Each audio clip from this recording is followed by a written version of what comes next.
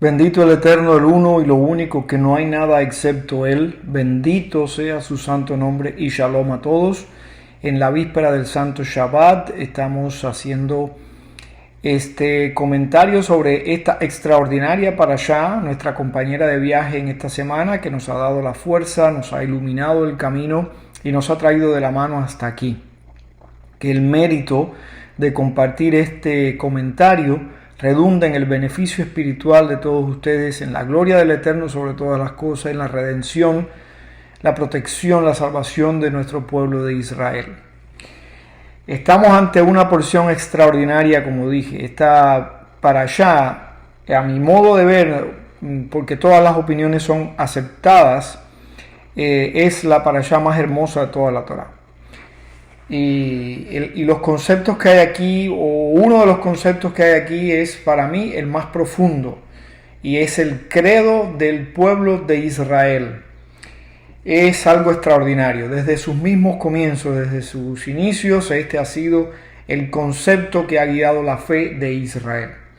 Y entonces veremos algunas de esta porción, algunos de los temas, y la columna vertebral, la esencia de esta porción, y cómo tenemos que asumirla en este tiempo que nos ha tocado vivir. En primer lugar, vamos a hablar del título de esta porción, Vaed Hanan, porque acuérdense que en el título de la porción está sintetizado el mensaje de toda la porción, la esencia de toda la porción. Vaed Hanan. Vaed Hanan es una palabra que se puede traducir como supliqué.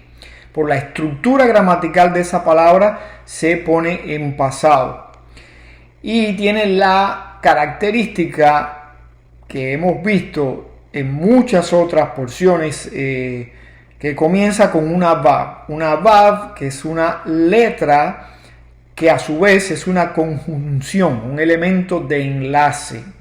Es una letra que implica el concepto de unión, de enlace, de conexión. Y eso es uno de los temas importantes en esta porción. Muchas de las porciones de la Torá comienzan con una vav, y muchas palabras dentro de las porciones comienzan con una vav. Esto nos da la idea de que ningún tema está suelto, sino que todos están entrelazados unos con otros. Hay una cohesión en toda la Torá. Hay una unidad, no solamente de estilo, sino también hay una unidad de concepto en toda la Torá. A veces en el estilo puede variar de un libro a otro, pero aún así hay unidad. Pero básicamente aquí me estoy refiriendo a la unidad, a la cohesión en los conceptos, en las ideas, porque provienen obviamente de una misma fuente. Aquí tengo la Sagrada Torá conmigo para no pasar por alto algunos de los temas que quiero compartir con ustedes. En primer lugar, la traducción de esta palabra, Vaed Hanan, como dijimos, se puede traducir como supliqué o y supliqué, sería más exacto, porque dijimos que comienza con esta vav, y que la vav es este elemento de conexión. El valor, una manera de determinar el valor numérico de esta palabra compuesta, Vaed Hanan, es 515. O sea, siguiendo una de las maneras en que se puede determinar el valor numérico, porque hay palabras que tienen varias opciones, y hay varios métodos también para llegar a un valor numérico determinado. Y el resultado del más común en este caso, el método más lineal, es 515. Esta palabra tiene un valor numérico de 515, de donde nuestros sabios han sacado la idea de que Moshe rogó, suplicó a Dios 515 veces. ¿Hay un mensaje en esto? Sí, puede haberlo. Empezando que pudo haber rogado más y haber logrado el resultado, pero se detuvo ahí. En otras ocasiones Moisés no desistió, siguió rogando, como cuando Dios le dijo: Apártate que voy a borrar a este pueblo de la faz de la tierra y voy a hacer de ti una gran nación. Y Moisés renunció, rechazó la idea y dijo, no. Y Moisés fue un poco más allá. Dijo, si ese es el caso, bórrame a mí, empieza por mí, bórrame a mí del libro que has escrito. Y aunque eso tuvo un cumplimiento parcial, de todas maneras Hashem aceptó la intervención de Moshe Rabbeinu. En este caso, Moshe, como estaba pidiendo por sí mismo, no quiso ir más allá. Y se quedó ahí. Pero tal vez hubiera tenido éxito si hubiera intentado una vez más. Ahora, yo quiero llegar un poco más allá con esto del valor numérico. Dice que son 515, el valor numérico lineal, sumando el valor de cada letra. Pero el valor numérico absoluto de esta palabra, ¿cuál es? Bueno, si tenemos un número de 3 dígitos, 515, y lo reducimos a un número de 2 dígitos, ¿qué valor nos da? 5 más 1 más 5. 5 más 1 es 6, más 5 es 11. Tenemos un número de 2 dígitos, 11. Y si queremos reducirlo más, y ese sería el valor numérico absoluto de la palabra, entonces el valor numérico es 2, porque 11 se puede entender como 1 más 1. 1 más 1 es 2. Y el 2 que expresa, ¿cuál es la idea central de ese valor numérico? 2 expresa dualidad. Y la dualidad es un concepto que está presente desde el mismo momento que se inició la creación, cuando ya hubo algo más que Dios. Que al final es una idea, de alguna manera es una idea que no es verdadera, es real pero no verdadera, porque lo único verdadero es que Él es uno y único y no hay nada excepto Él. Ahora, Él decidió por su soberana voluntad, por su absoluta voluntad, decidió que su presencia de alguna manera, y esto es completamente incomprensible para la mente del ser humano, de alguna manera se redujera para permitir que existiera o que aparentemente exista algo más que Él. Y ese algo más es la creación. La creación que constituye el ocultamiento parcial de la divinidad, porque todo lo que vemos es sencillamente una vestidura de la divinidad. No una sustitución de la divinidad, sino una vestidura que adquirió la divinidad, que al mismo tiempo le permite expresarse, porque es una forma, la creación no es otra cosa que una forma de expresión del ser divino. Es otra forma en la que el ser divino existe a través de todo lo que Él creó, pero al mismo tiempo lo oculta, sirve de pantalla entre Él y nosotros, en un proceso constante, continuo, que tiene varios escalones, por decir de alguna manera. Pero el número 2 expresa ese concepto tan grande que es la dualidad, un concepto del que podemos llegar a entender mucho, pero nunca llegaremos a entender, por lo menos mientras estemos en esta etapa de la creación, la profundidad de ese concepto de la dualidad, expresado desde el mismo momento en que se inicia la creación y materializado en muchos aspectos de la creación, como la división, como la creación de un firmamento, la separación de las aguas, el día y la noche, la luz, la oscuridad, las lumbreras para regir en la oscuridad y para regir, o sea, en la noche y en el día,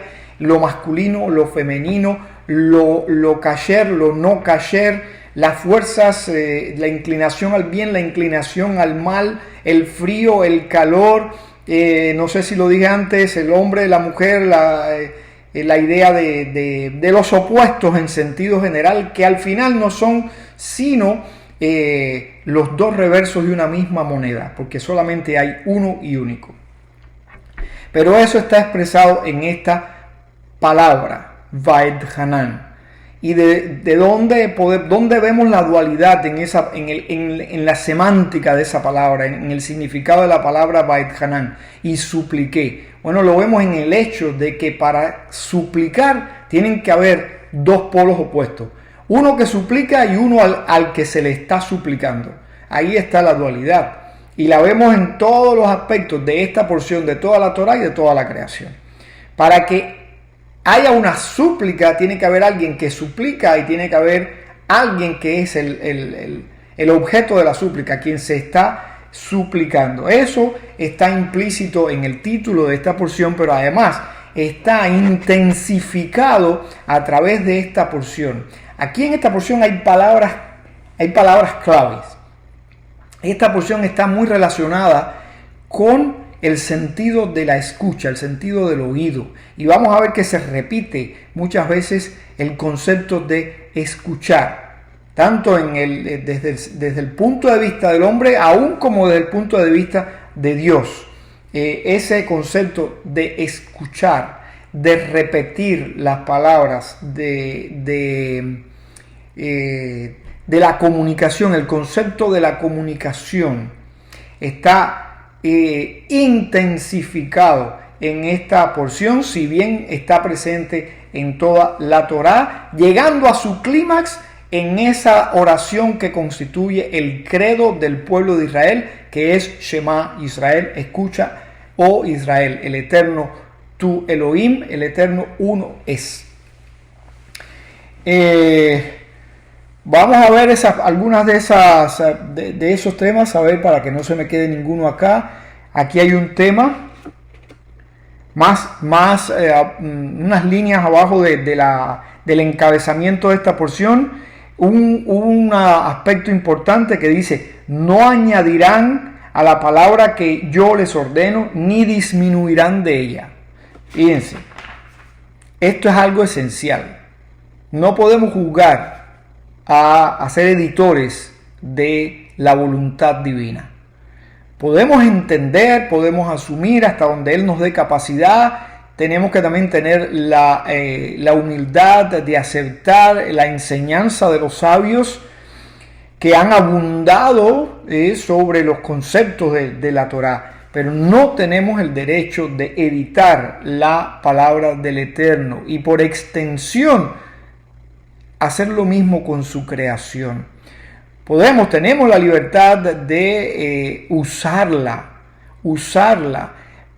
ser bendecidos con el uso de la creación, pero no tenemos el derecho de abusarla, no tenemos el derecho de transformarla más allá de los límites que establece la Torá. La Torá establece límites claros. La Torá le dice al hombre, como primera misvá, como primera expresión de la voluntad divina: fructifica y multiplícate en este vasto mundo que yo te doy. Domínalo, úsalo, benefíciate de él.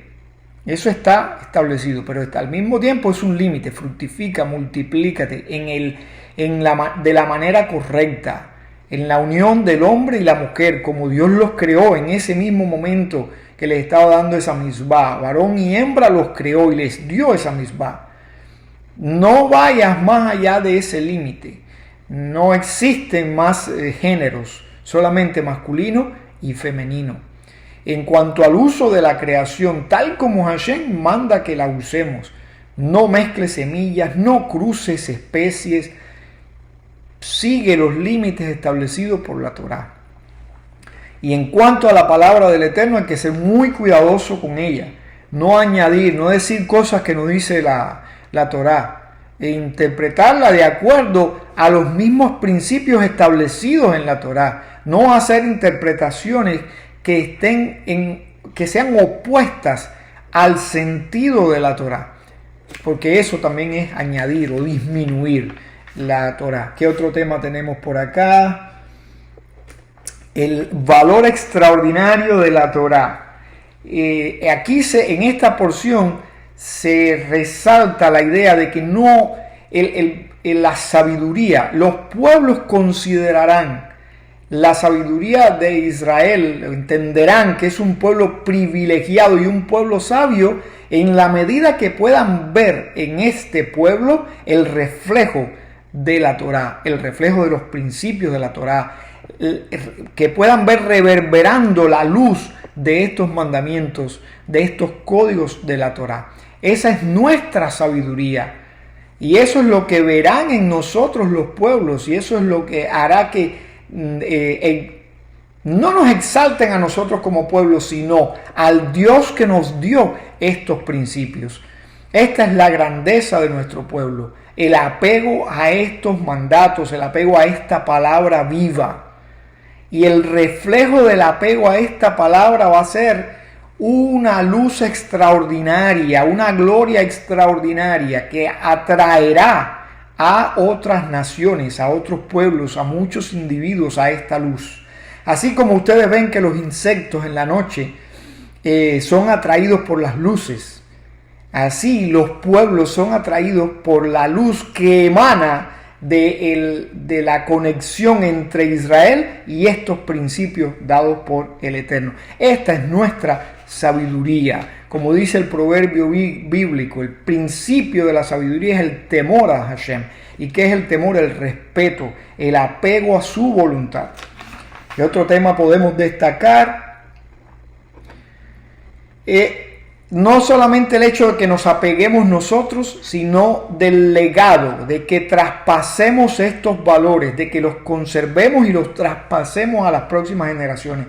Porque no hacemos nada con ser celosos guardianes de esto, con ser celosos cumplidores de esto, pero no traspasarlo efectivamente a la siguiente generación. Porque entonces ahí se pierde la conexión.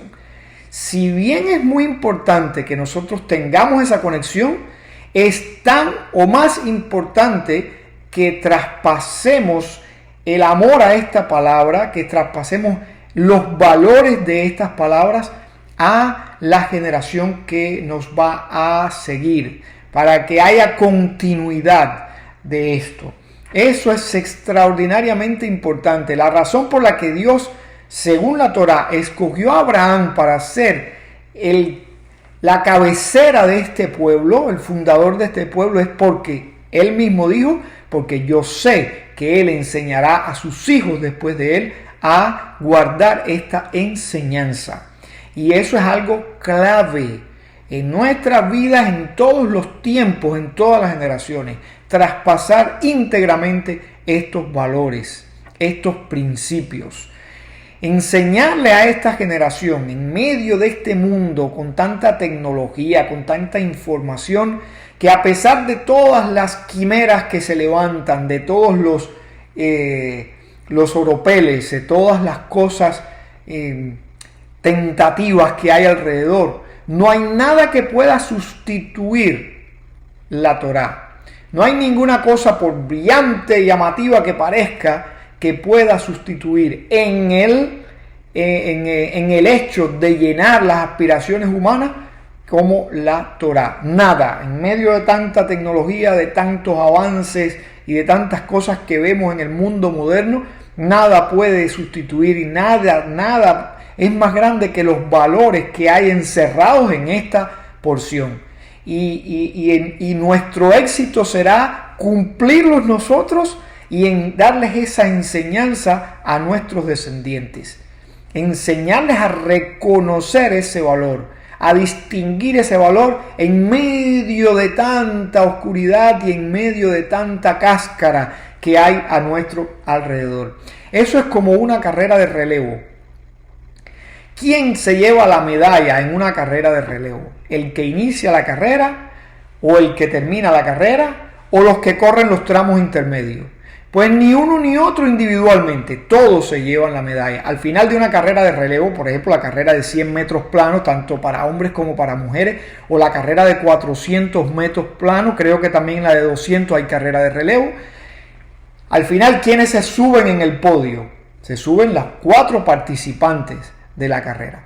Bueno, eso lo vemos acá. ¿Quién se lleva el mérito de pasar la antorcha, de pasar el batón? ¿Quién se lleva el mérito de eso? Todos nos llevaremos el mérito de eso. Tanto nosotros, por ser los depositarios actuales, como los que van a seguir esta carrera, como los que la corrieron antes. Todos llevaremos el premio de haber mantenido estos principios, de haber mantenido esta luz encendida. También tenemos aquí la reafirmación del pacto, la repetición de las 10 declaraciones, con algunas pequeñas diferencias que espero que la hayan estudiado durante la semana y la puedan estudiar con más profundidad durante el Shabbat. Otra afirmación que hay aquí importantísima es que ninguna nación recibió una revelación como esta. Ninguna nación, ninguna religión está basada en una revelación como esta, en la historia de la humanidad. No existe un caso como esto y el mismo Dios lo está declarando aquí a través de Moisés. No hubo un caso semejante en la historia de la humanidad en que Dios, el uno y el único, tuviera un nivel de acercamiento tan grande, no a un individuo, sino a una nación, de una manera visible. Porque aquí se dice que el pueblo pudo ver ninguna figura, y eso lo aclaran aquí, un detalle importantísimo. El pueblo no vio ninguna figura para que después no fueran a desvirtuar el concepto del uno y único, sino que vieron el sonido de sus palabras, y eso reafirma las palabras clave, la esencia de esta porción, que es el escuchar. Ellos vieron el sonido. Esto es una sinestesia, porque el sonido lo podemos oír, pero no verlo normalmente. Pero en este nivel de revelación tan alto en el que ellos estaban, ellos pudieron ver el sonido. Pero la Torá, repito, dice categóricamente, pero ninguna figura visteis. No viste nada, ningún objeto, no viste nada, pero pudieron escuchar y pudieron ver. No solamente escuchar, ver el sonido de las palabras del Eterno. Tamaña revelación. Eso no ha ocurrido, ni ocurrió antes ni ha ocurrido después. Las demás religiones del mundo son el eco de esto, pero están basadas en revelaciones individuales, cosas secretas, cosas místicas. Alguien se le apareció a alguien, en la mayoría de los casos es así. Por ejemplo, Siddhartha Gautama, conocido como el Buda, recibió una iluminación debajo de un árbol de higuera. Él estaba en su meditación, recibió ahí un nivel que no voy a describirlo con las palabras exactas para no inducirlos a pensar en eso. Pero él recibió una luz, recibió una iluminación, entró en un estado espiritual que tiene su nombre, etc.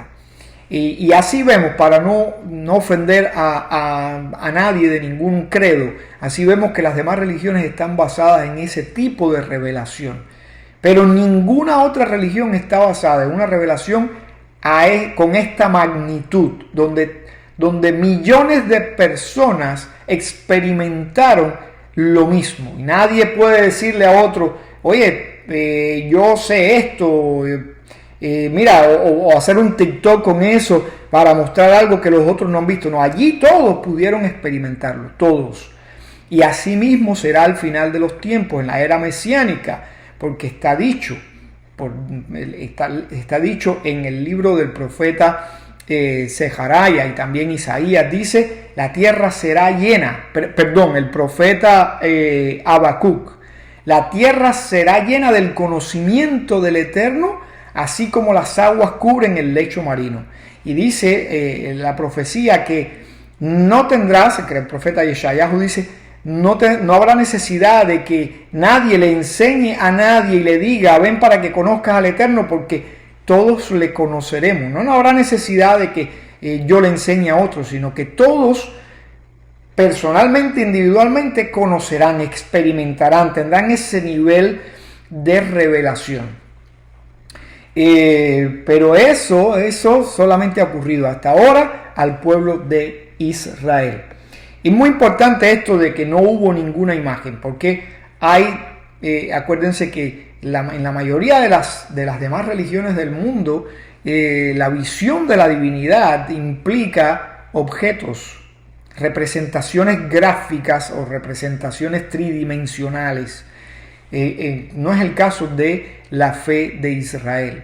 Incluso hay una personalidad, el doctor Michael Brown, que lo escuché decir, y estoy diciendo porque él lo dijo públicamente, porque él es judío, sin embargo él cree en la idea de la Trinidad, y él dice que el hecho de que allí no se viera una imagen no significa que Dios no tiene una imagen, no tiene un aspecto determinado.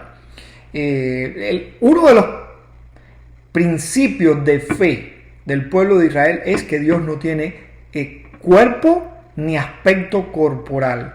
¿Y de dónde viene este principio? Viene de la idea de que lo infinito no puede asumir un aspecto corporal, porque ya no es infinito.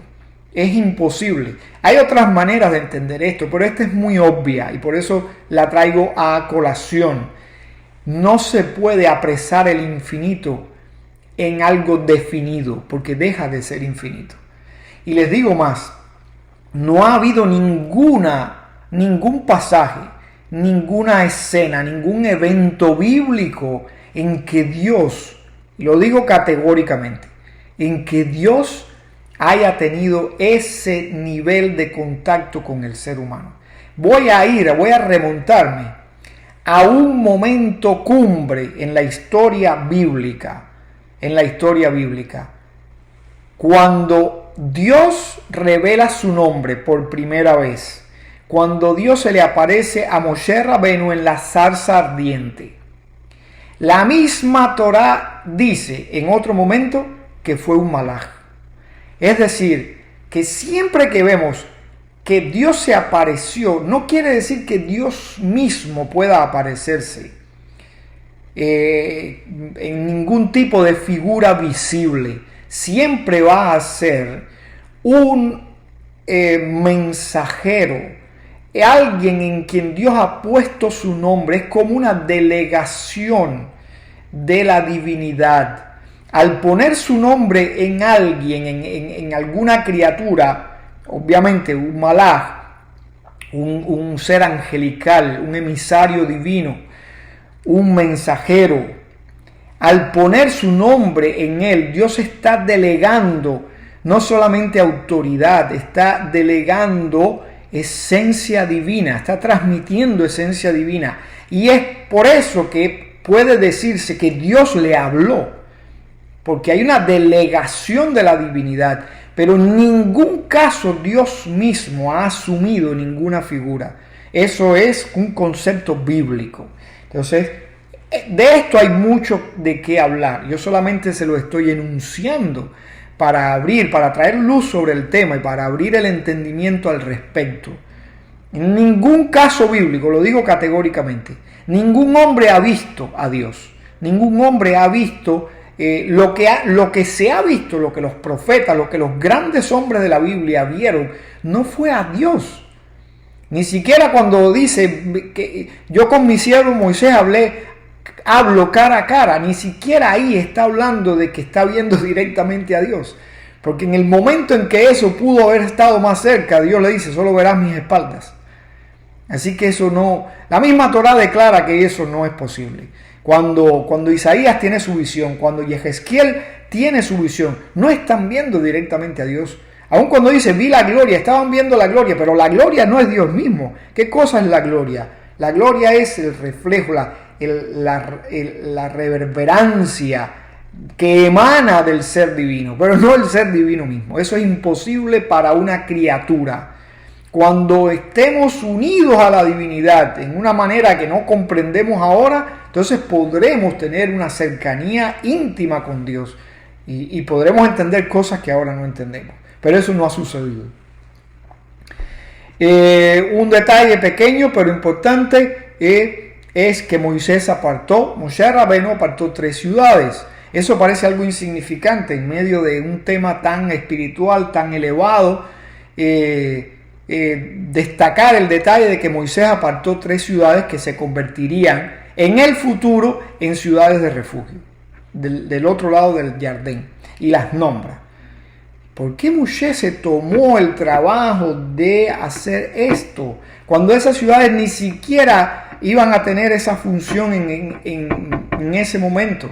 ¿Por qué razón? Porque esas ciudades entrarían a funcionar, empezarían a funcionar como ciudades de refugio una vez que Israel haya ocupado todo el territorio asignado por la Torá. Entonces ahí, una vez que se estableciera el pueblo de Israel, entonces esas ciudades asumirían ese papel de ciudades de refugio. Y si eso era así, ¿por qué Moisés lo hizo? Porque Moisés no despreció ninguna oportunidad, ni la más mínima, para cumplir una misbá que estuviera a su alcance. Y es un ejemplo que él nos ha legado. Por eso dice el proverbio: siembra en la mañana y siembra en la tarde, porque no sabes cuál de los dos va a dar resultado. También nos instan los sabios, nos insta el Pirkei Avot a hacer todo lo que está a nuestro alcance, porque uno no tiene las herramientas para medir qué es lo más efectivo y dónde vamos a recoger los frutos. Todo lo que sea posible hacer en materia de Torah hay que hacerlo, hasta donde el Eterno nos capacite, nos preste vida y nos dé la posibilidad de hacerlo. Y por último quiero redundar en el tema la esencia de esta porción, la conexión a través de, especialmente de escuchar, a través de un mensaje. Entre el que habla y el que escucha, ¿qué hay? Un mensaje, un código. Eso es lo que une. Esta dualidad con la que empieza esta porción, esa dualidad que se suscitó en el momento en que se inició la creación, momento que no ha terminado, momento que no es único, ese momento se repite cada instante, porque el tiempo también es parte de la creación, pero cada instante tiene en esencia la eternidad. Cada instante de alguna manera es el reflejo de la eternidad, así como cada cosa creada, cada cosa definida también tiene en la esencia de la divinidad, de lo eterno, de lo infinito dentro de sí. Y entonces esta dualidad que expresada en el valor numérico de esa primera palabra y en la semántica de esa primera palabra, Vaed Hanan, esa dualidad se ve en el hecho de que hay un emisor y hay un receptor, y en el medio ¿qué es lo que crea la conexión? Pues el mensaje, el código. ¿Cuál es el código? La Torah, la palabra de Hashem. Ese es el código. Eso es lo que se está transmitiendo aquí. Esa es la esencia aquí. Escucha Israel. Y el concepto más grande de toda la Torah, y por eso es el credo del pueblo de Israel, y por eso es la oración más grande escrita en la Torah y en toda la literatura universal. Escucha, el Eterno tu Dios es uno y único. Ese es el concepto más grande, esa es la oración más grande, ese es el conocimiento más grande, y ese es el mensaje que tiene que llenar, ese es el mensaje que crea la conexión irrompible, el mensaje que de alguna manera disuelve la dualidad y nos funde con el ser divino. ¿Y cómo se establece eso? ¿Cómo se lleva a cabo? ¿Cómo se lleva a vías de hecho eso? Amando al Eterno con todo tu corazón, con toda tu alma y con todas tus fuerzas. O sea, con tu intelecto, con tus emociones y con tus capacidades físicas, financieras, creativas, de todo tipo. Poniendo todo en función de cumplir esta palabra. Porque esa es la manera de amar al Eterno. No es decir te amo, es demostrarlo cumpliendo esta palabra. Y una de las maneras de cumplirlo es repetirlas. Que este ciclo siga alcanzando generaciones y generaciones. En ese credo dice, las repetirás cuando te levantes, cuando te acuestes, cuando estés en tu casa, cuando andes de camino. Le hablarás de ella a tus hijos constantemente. Esa es nuestra misión. Y esa es la esencia de esta porción y de alguna manera de toda la Torah. Ese mensaje que siga como un hilo, que sigue ensartando cuentas y cuentas para completar esa cadena hermosa de generaciones y generaciones. Ese concepto de escuchar, el sentido del oído es un sentido muy espiritual. Sentido de la vista es muy engañoso, y eso hemos hablado y podremos hablar en otro momento, pero el sentido de la escucha es muy importante. Y en la Torah, el sentido, la palabra escuchar no se refiere solamente a oír, sino a escuchar con intención. La palabra escuchar en la Torah es un sinónimo de obedecer, es prestar atención para obedecer. Y es por eso que hay una distinción muy grande en esto. Escuchar es abrirte, abrir tu disposición para recibir y para vivir, para poner en práctica. Ese es el concepto que vemos aquí. Estamos ante la profundidad de de un mensaje enorme, enorme, que se puede sintetizar en ese concepto de escuchar, de obedecer, de transmitir. Hay una belleza extraordinaria en esta porción, pero no quisiera ser repetitivo. Les lo dejo abierto a que ustedes puedan disfrutar de ello, puedan estudiar, puedan sumergirse en las profundidades de esta porción, especialmente porque tenemos ahora por delante el Shabbat, que es el tiempo idóneo para hacerlo. Shabbat Shalom.